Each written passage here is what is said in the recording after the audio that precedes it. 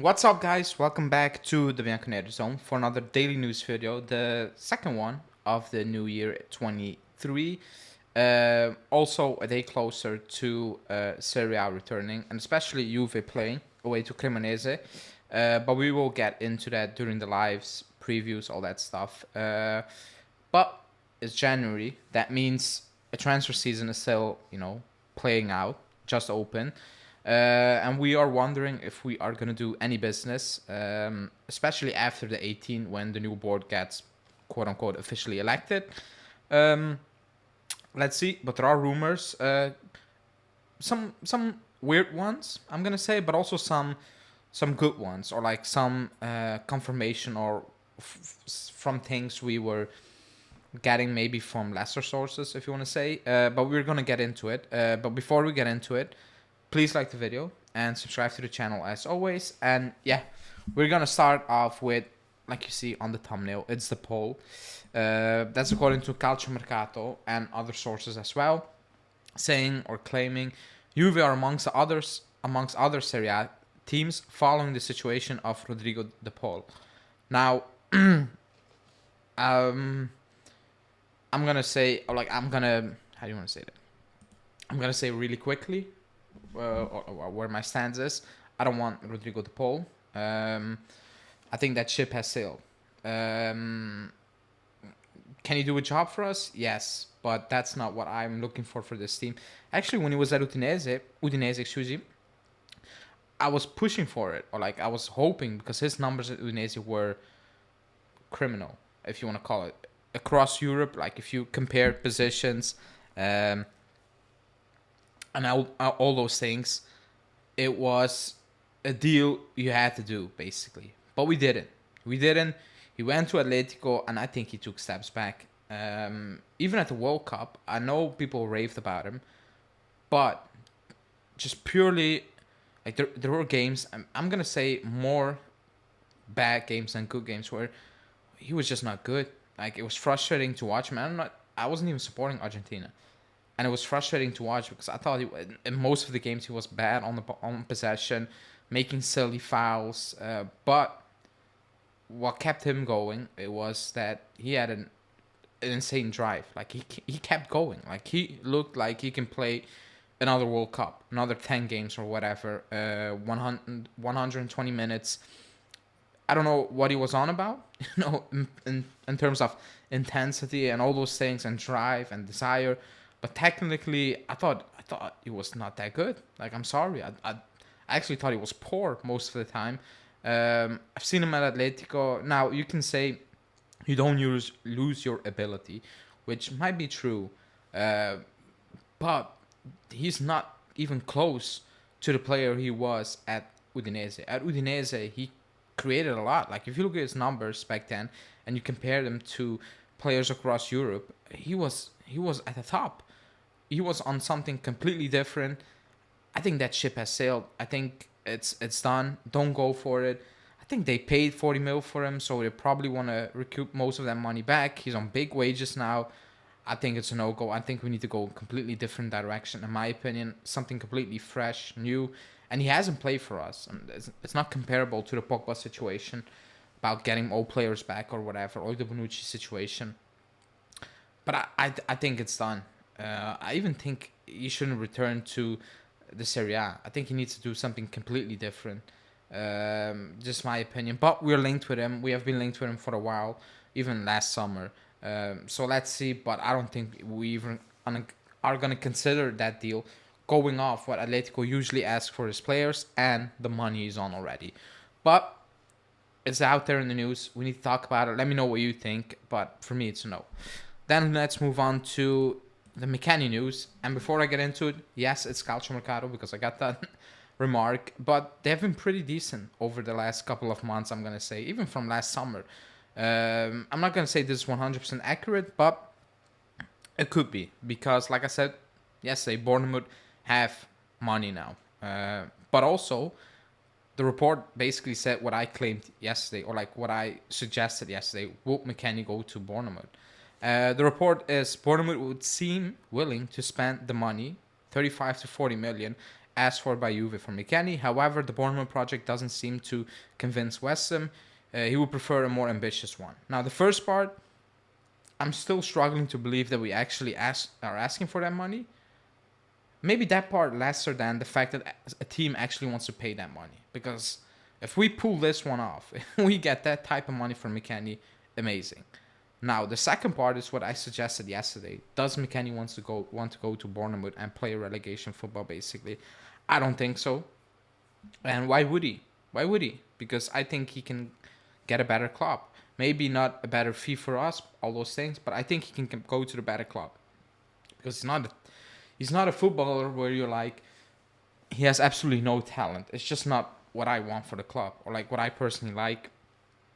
But that second part, I'm never gonna hold that against a player for not willing to take a big step back. You know, okay, at some point, if you get so many offers and there are good offers, you're like, okay, come on, kid. You know, you're not probably gonna play a lot with us.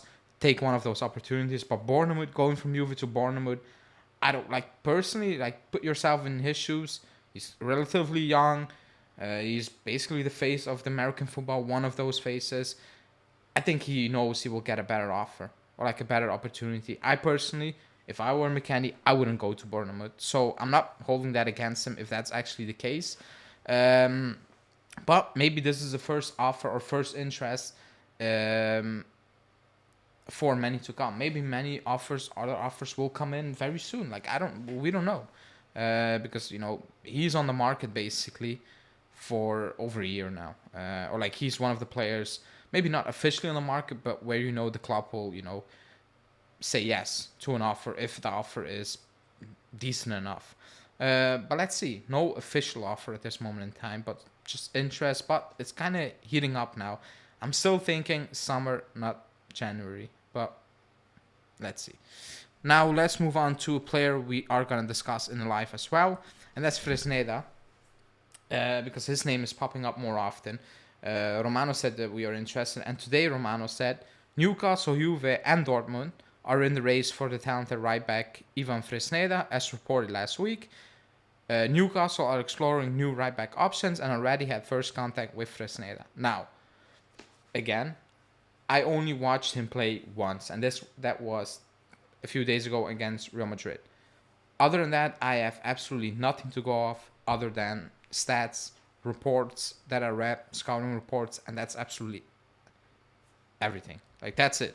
Now, what I read about him before the game I watched was that he's very good defensively, needs to prove offensively. I watched Real Madrid game, and yeah, that's basically what I saw. Defensively, very, very good. Like, very good. He can actually defend, and he's actually pretty decent with his feet, you know, playing out from the back or like getting out of kind of weird situations. So I was very impressed. Going forward, it's not Hakimi or it's not Alphonso Davies or whatever you want to call it. It needs some work. Now, that being said, Allegri is a coach. That's kind of all you need to know. Do I want a more offensive right back? Yes, 100%. But also want to play more offensive football or like expansive football, whatever, free floating football. But I don't see that being the case anytime soon. Especially if Allegri is going to say. Now, he's 18. He's relatively cheap. He will cost under 20 mil. Maybe that's the direction we should be going. Or I think that's the direction the club is willing to go in. Get players young, relatively unknown, cheaper. You can probably sell in the future if they want to go and get, you know, your money back and reinvest into that team. Also have growing margin, low wages. He's not coming in and be on 5 or 6 million or whatever. So I think he ticks all the boxes. Now, again, I only watched him play once. I don't know what that means. All the reports I read about him are very positive. Going off one game, I mean, every report, you know, tick the box. Like, yeah, that's exactly what I read. You know, what I see, I read about it. So, I don't know. Newcastle being the mix is not the goodest thing or like the best thing for us because they have money, a lot of money, probably the most money any club can spend. you never know. They're doing well, Newcastle, in the top four in the Premier League. They're playing well, great football, actually. So maybe that's not good for us. But on the other hand, if he comes into that team, he's going to play. He's going to be the main guy very soon because Cuadrado is gone. De Chilio is cooked. He can play left, right, De Chilio. Danilo, I think he's going to be more used as a center back, especially if we are trying to force Rugani out, and probably Bonucci. You'll bring another center back in, starting, and Danilo will be, that third option, in my opinion, depending on what formation we will play.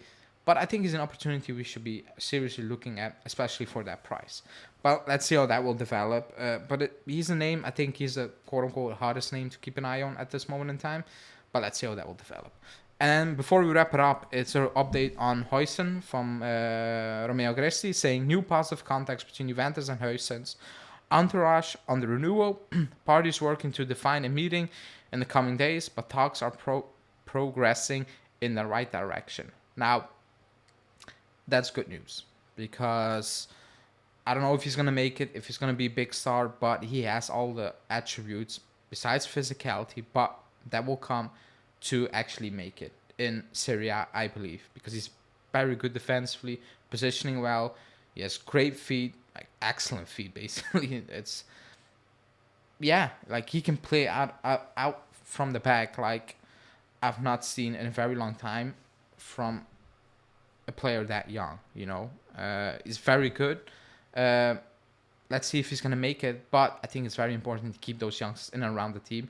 They're getting chances. Maybe that's something these youngsters like him, maybe like Yildiz soon, are looking at and be like, okay, we can make it into the first team relatively quickly. Like look at Miretti, Fagioli, Sule, Junior. They're all getting their shot. They're all getting chances, and I think they're looking at it and they are like, okay, we actually have an opportunity here. We have a chance to take that next step, and I think that's what the club is trying to push while adding experience in and around the team. But that's good news. Good news to end the daily news show on this Monday and head into presser day on Tuesday, and then of course Wednesday match day. Finally back. Gonna be a tough one, but we will preview that as always. So stay tuned for that. Please like this video, subscribe to the channel, hit that bell notification, and we will see you back later tomorrow or today on the live. Ciao guys.